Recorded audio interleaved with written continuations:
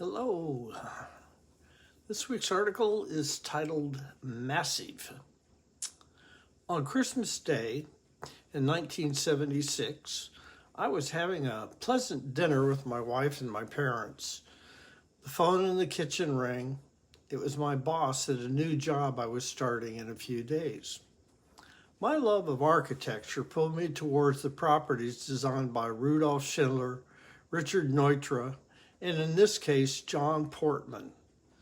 Before dessert was served, I was bound for the Westin Bonaventure in Los Angeles because we would be checking in the first guests soon.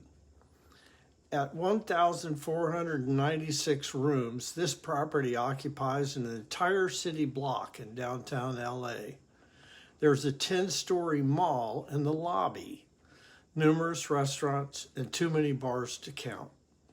4 tons of trash move out every day, and on the other end, 120 to 200 shipments arrive 7 days a week.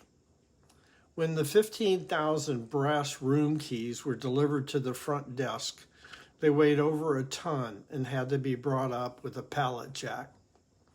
A busy day saw 2,000 people checking in and 1,000 checking out. We had 58 front desk cashiers and room clerks. The Laban was the site of many TV shows, filmings, and several movies, including Xanadu, Time After Time, Zoolander, and Mission Impossible 2.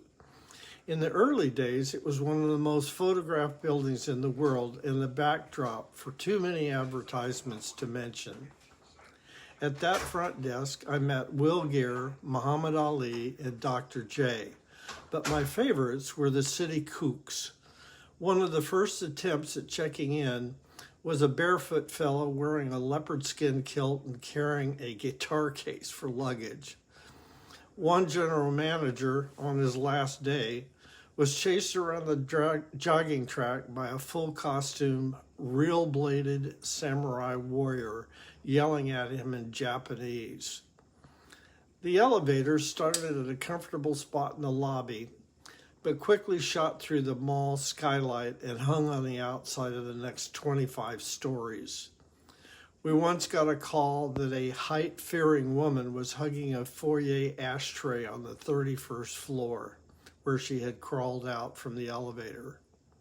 Security had to walk her down 62 staircases to get her back to reality.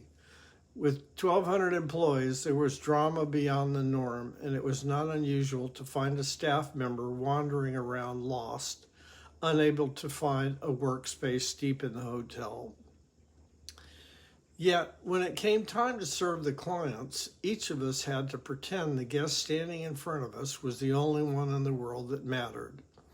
One-on-one courtesy, focus, and attention was expected. Did you know that God sees us that same way? He's a lot bigger than that massive hotel, but his is still an individual and personal relationship. Well, I hope you have a great weekend or week, depending on when you read this. And if you like it, please click the thumbs up button down below. And if you want to subscribe to more as a first-time reader, click under the subscribe button and below my picture off to the right. Enjoy life. Take care.